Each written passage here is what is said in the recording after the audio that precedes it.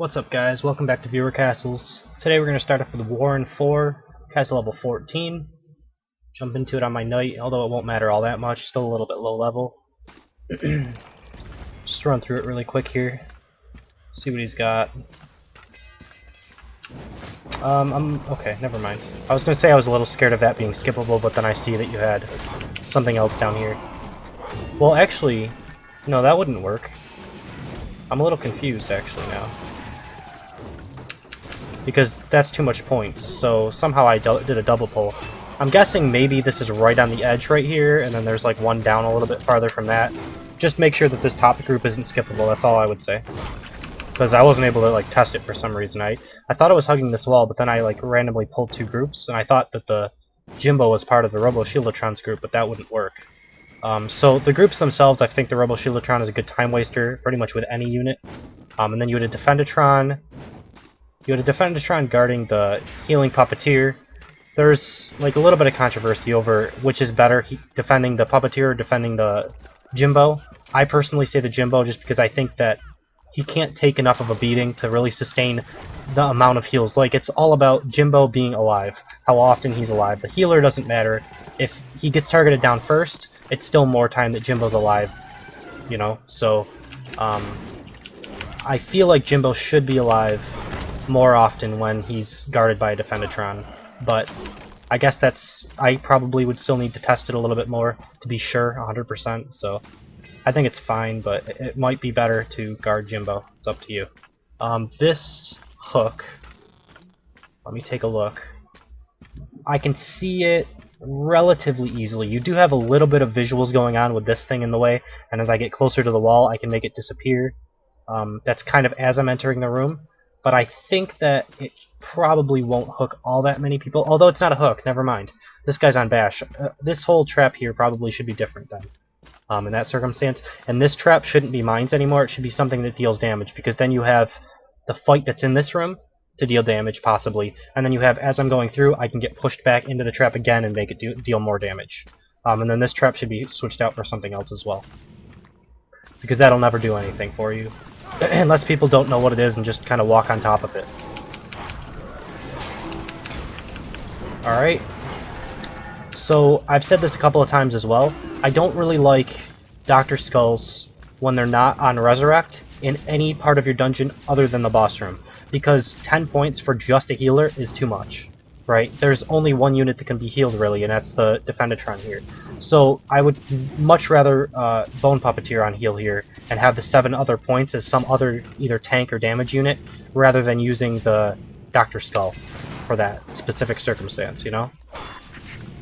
Because Dr. Skull, I believe the only difference between his heal and a Bone Puppeteer's heal is the area of effect, not the actual points healed.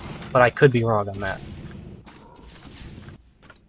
So having, you know, these lower groups of mobs outside of the boss room, I don't think there's any real reason for it. I almost think Dr. Skull is just kind of overshadowed after a certain level, like almost regardless, just as a unit. Because the health isn't really important, and I don't think that the heal and the enrage is anything different. I think it's just the spell itself.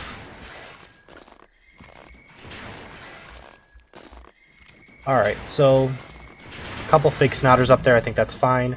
This guy pushes me all the way back, but then doesn't really do much. Okay, so this guy's pushing you back outside of the building too far for these archer shots to work. You want to position the Cyclops back a little bit more in this range, and then your archers back in here. So that I basically get pushed like into this wall, and then the archer shots hit me. Because as it is now, you're pushing him so far out of the room and down into this corner that the archers don't have a lined up shot, so they're not hitting their shots. Alright, continue. What's in the boss room? Scorpio, Zeke. I think this is good. You have the Scorpio, which will push you back, and then the Zeeks will get their shots. The big problem here is you have too many mines in the way of your Zeeks. Okay, these provide cover for yourself. If I stand here, the Zeeks have to get really close to me. You really want to eliminate almost all of the mines that you have when you're using ranged units like this in your boss room. So you want to try to move these mines around to different areas of your castle where they're not going to affect archer shots as much. And even like Scorpios and stuff like that. You want to move them towards Pete Poundmores and Cyclopses and stuff like that. that won't be affected by it as much. All in all, it wasn't too bad of a castle. We will jump into number 2 in just a second. Alright, and for number 2 we have Vulgarth, castle level 17. Jump into it on my knight.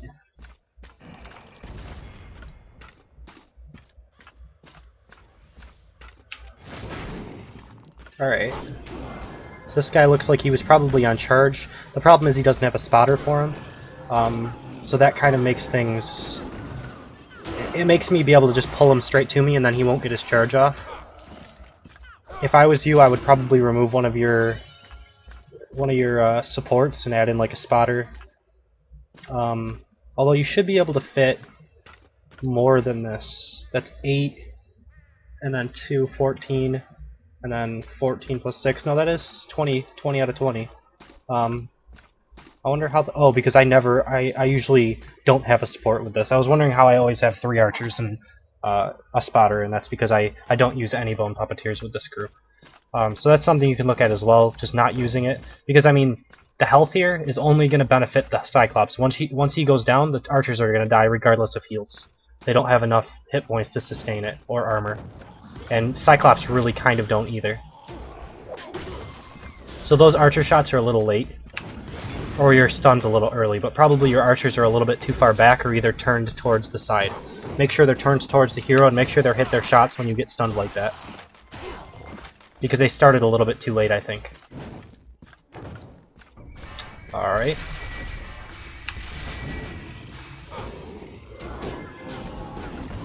Couple more archer shots. Those ones are... I think those ones are more on time. Not 100% sure though. But yes, like turning... I'm not sure, you know, if you know this or if other people don't, but the rotate key, the rotate tool, I guess, when you're creating your castle is a pretty big deal. Turning a creature to the side or away from the hero will put a delay on whatever its action is. They have to turn. And it takes like a second for them to turn sideways and then a second for them to turn around, and then they fire their action at the hero. So it is important to use your delays. Like you noticed that Snotter had to turn around to fight me. That one you couldn't notice nearly as much, but you know, if you had 2 Cyclopses standing side to side, one of them was turned around, one of them was turned face towards me, there would be a noticeable delay on them. On the one that was turned around. So, definitely something to keep in mind. Alright. So this one, a lot of people are going to, you know, come around corners like that when it's so close to a corner, I guess. And yeah, you can kind of notice there where the Cyclopses really can't sustain heals for that long. They're just not that tanky. So having 2 bone puppeteers is definitely overkill in my opinion. You know, you can remove one of these, remove the Squidly, add in, you know, a Snotter for the spotter person, and then you have 4 points to work with to add in something else. I also don't really like 2 Cyclopses, both on charge. I don't think they do enough damage by themselves. I think a Cyclops with the overhead smash is more of a all-around damage unit. A Cyclops with charge is more of a utility support unit. And I think you should kind of treat it like that, in my opinion. Alright. Jimbo, does he have support with him? Yes he does, he has healer. I think that's good.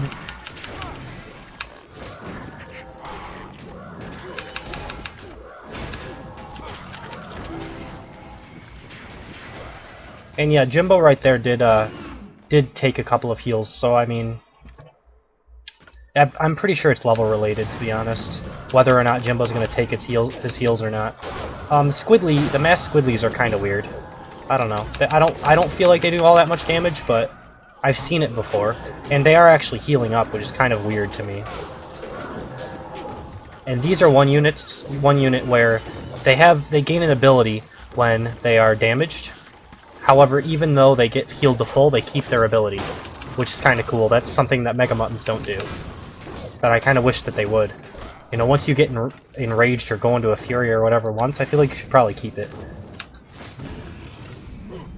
It makes sense to me, in my opinion, but, you know. Same thing with double charging Cyclopses. They only do 100 per stun and like 75 per hit. Not all that much damage, whereas like the overhead slam is like a flat 300 and then I think slightly higher overall attacks, but maybe slightly lower. All in all, this is more of a time-wasting room, so I think it's okay. Yeah, I mean, it's not terrible. Alright, so this is because you have level 3 Hunger Bots that was delayed so much. Also, I mean, make sure that he's facing towards the hero and all of that, but I don't think you should really expect to get that many kills out of this. Alternatively, you can move the aggro circle up a little bit so that I'm kind of coming down here, and before I see them, like, before I'm all the way in the room, because as it is now, I actually think this group is completely skippable. Because if you notice what I did, if you maybe rewind the video or something, you notice I kind of came in and I went down like this, and I was able to see them from this point, so I don't see how I couldn't just walk over to here, right? So I'm guessing this group was skippable, so you want to fix that. So your spotter has to come up a little bit more. Maybe over on this wall or something like that. You know, something. I don't know what you can do exactly. But you want the hook to come a little bit sooner so that I don't see the entire group beforehand, or else I'm going to dodge it. Alright. What else do we have? Okay, so this is a good group. You have the Zeke being defended. I like it okay. Even, you're using charging Cyclopses and you have headshot, so you could mess around with having a charging Cyclops here facing that way, and then the Zeke shooting down this longer hallway. I think this is a pretty good room for it. I'm not sure which is better, but, you know, it's something you can mess around with, see which one you like more. Again, a lot of Squidlies. I'm not sure about Squidlies, but if they're working for you, I guess it's okay. But I would say if they're not, then don't hesitate to switch them out, because they don't do that much damage. I'm like 2 levels over you, they do about 25 damage each to me, which is kind of like, they tickle me quickly, you know? It's not that much damage. Oh man, tickle me quickly. Please. Please, Tentacle, tickle me quickly. Alright. Pete Poundmore over the head slam, I think that's fine.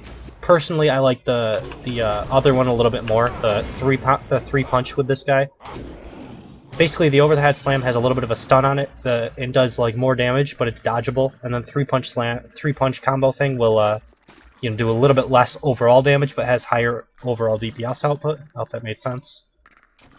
This is kind of a visual type thing. You have a Snotter here that's a little bit hard to see. The problem is I can see the 3 guys here, so I'm not really, like, I'm kind of like knowing that this is coming. So this is, you know, level 3 Hunger Bots as well, so he's not going to get his pull off a lot of the time. But this does make it kind of difficult on Knights because of this. Alright, let me concentrate for a second here. Because of the jelly wall, they have to try to go through it. They can't stand in it and attack, or their attack speed's too slow. Alright, and then we have the boss room. Alright, so again, double Cyclops I don't really like, but it's another time waster, so it's okay. I would almost prefer to have, you know, another Defendatron maybe.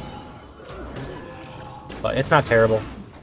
Alternatively, with all these Cyclops things where I'm saying I don't really like 2 Cyclopses, you can change it to the over the head slam as well. That'll mess up, like, I think you had a previous Archer where you were stunning and using Archers, but it'll work better where in these circumstances specifically.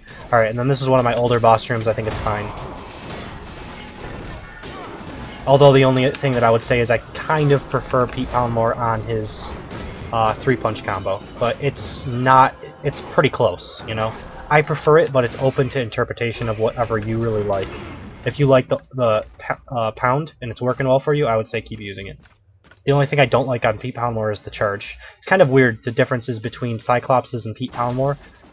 I like them a little bit differently. You know, I like the charge on Cyclopses. I don't like the charge on Pete Poundmore. I like the three punch combo on Pete Poundmore, but I don't like it on Cyclopses. But yeah, this is number 2, right? So we'll jump into number 3 in just a second. Okay, and lastly we have PYM. PYM created a challenge for me, so I'll play through that. Although in the future I would like challenges to be, you know, spanning over a week, because sometimes I can't get to them in one day. Luckily this time I was, because I was recording a ton today. But there's some days where I'm not able to record, so, and I have to accept the request within 24 hours or it'll go away. So I'd rather it just be set up for a week. Alright, so the 3 Cyclopses on Pound I think is okay. It does a reasonable amount of damage. The Bad Dog, not as much with the Archers, because Bad Dogs will run in front of them, right? So the only way this would work is if somehow an Archer DPS down the Bad Dog when he was standing next to the Archers. I would prefer an Enrager Puppeteer if, well, even that doesn't really work that well. Probably just another archer. I think you have enough points for 3 archers, 1 cyclops, and a bad dog. But even then, I mean, maybe you won't hit with the archers all the time. So, because you know the cyclops, I don't know. It's okay. I didn't get to see what the puppeteer ability was on.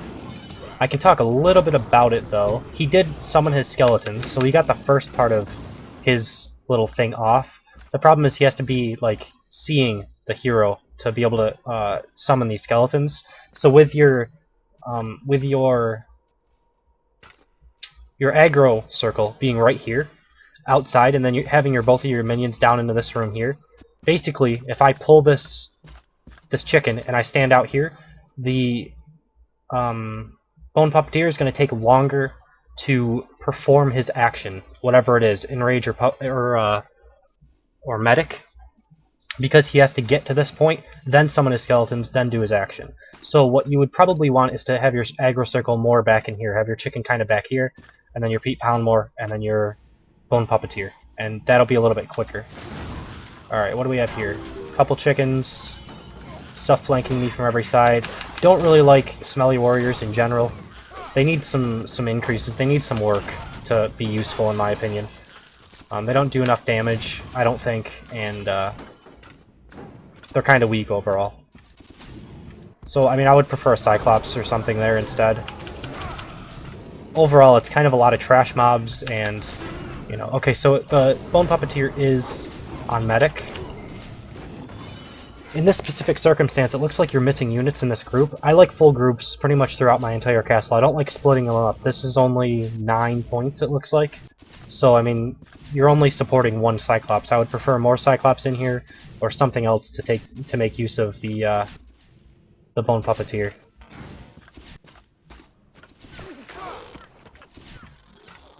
Bone Puppeteer plus, it looks like a skeleton archer.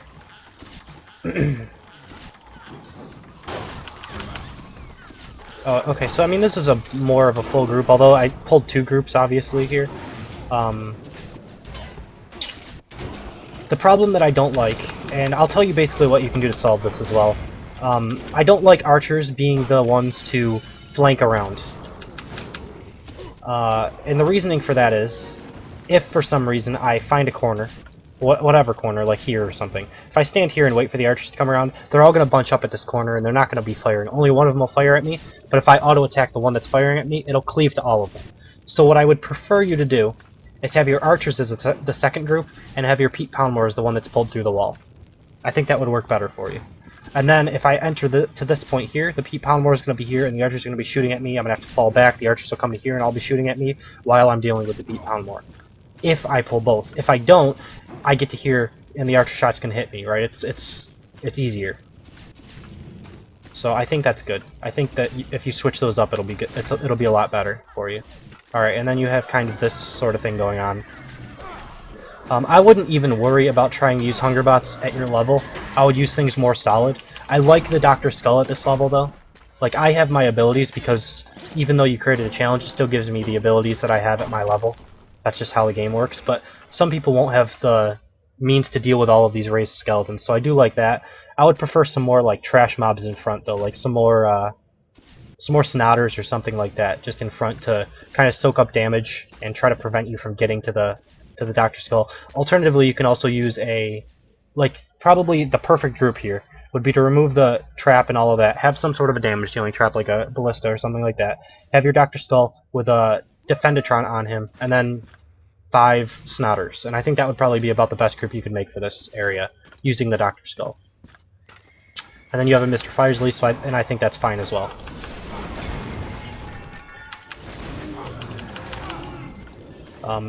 Pre-made bosses will work for you up to a certain point, and then you have to switch out for elites until they rebalance the later versions of these mobs. It's kind of the same thing as a lot of other early game mechanics, I guess, is if you don't have the ability to deal with certain things well, it's pretty difficult for you. And that's kind of how it is in early game with bosses. You don't really have all your abilities yet, and, you know, Healing Strike, or I don't know what you don't have for archers. I don't know what the levels that you get things at. You might even have Healing Strike. I don't know. I haven't been a low level in a while, but that's kind of how it is. It gets easier as you go on with pre-made bosses. But currently it's fine. So with that, that is number 3. We'll end the video here. If you guys enjoy what I do, please subscribe, leave a like. If you want to be a part of viewer castles, you can do like this guy did and add me and then create a challenge for me. The main thing that I have to say about that is you want to create the challenge and have it say that it's for 1 week when I accept it, because I can't always get to it within the same day. If I'm really backed up, or if I just don't have time that day, if I can only get on and like check my defenses really quick and then I have to log off. So set it for a week, and probably comment or email me also letting me know that you created that challenge. And with that, you can email me at frenzycastleruns@hotmail.com, or comment on my castle, or comment on one of the videos and give me your in-game name that way. So yeah, hope you guys enjoyed it. Thank you for watching, and I will see you next time.